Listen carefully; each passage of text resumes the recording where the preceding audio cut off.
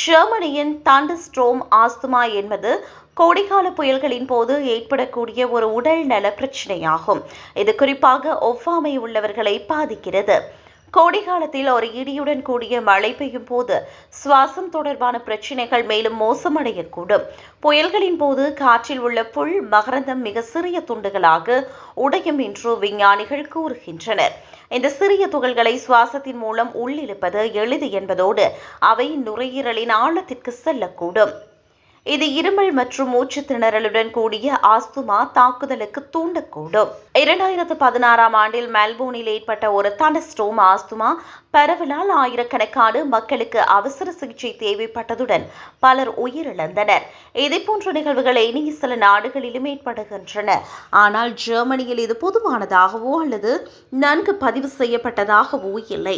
இருப்பினும் ஒவ்வாமை உள்ளவர்கள் இடியுடன் கூடிய மழையின் போது வீட்டிற்குள் இருக்கவும் மகரந்த எச்சரிக்கைகளை கண்காணிக்கவும் மருத்துவர்கள் அறிவுறுத்துகின்றனர்.